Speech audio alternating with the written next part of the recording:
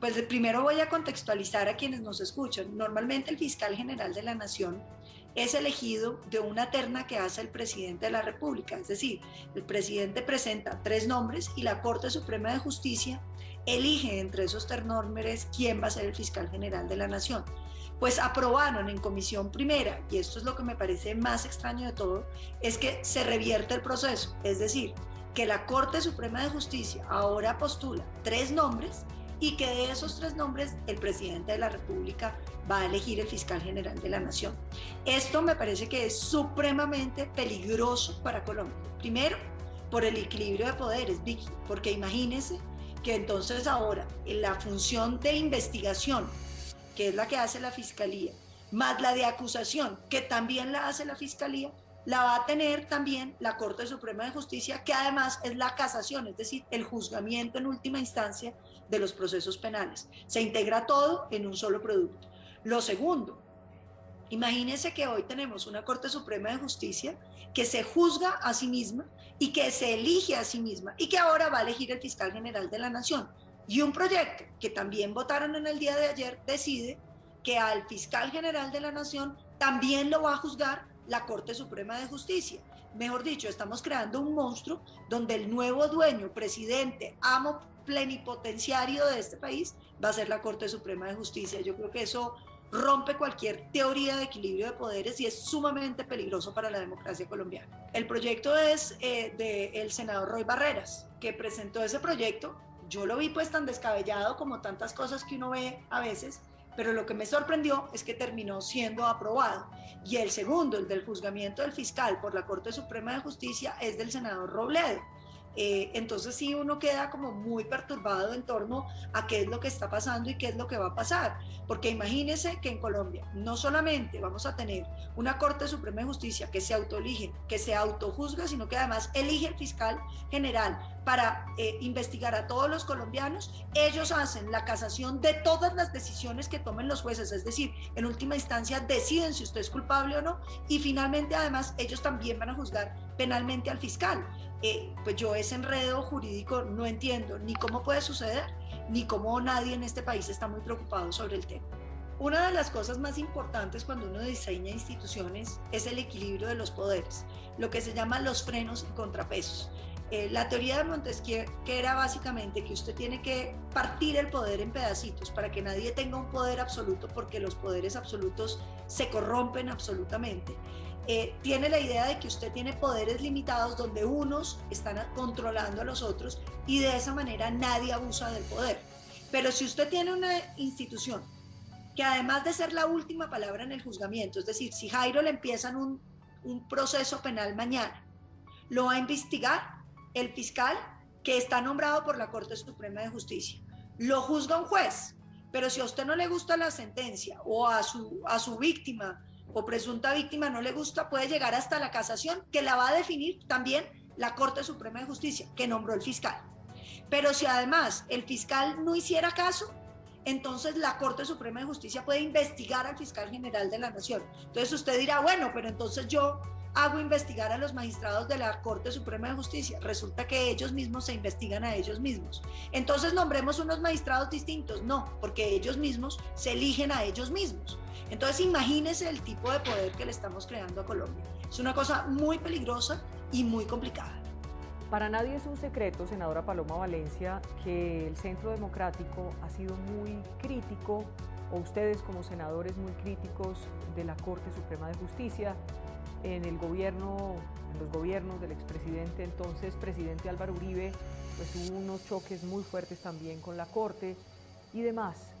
¿Ustedes creen que ese sistema traería algo más que simplemente un cambio, una mecánica para elegir fiscal, o creen que hay detrás, viniendo de Roy Barreras, Santos?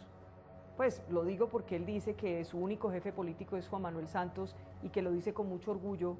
¿Cree que hay algo más detrás de esta propuesta? ¿Algún fin, algún objetivo? Ese ya es como un segundo problema y es el problema político. Yo veo hoy que nosotros tenemos que el senador más votado de la historia de Colombia, que es el presidente Uribe, tuvo que renunciar a la curul para poder buscar ser juzgado con mayor imparcialidad.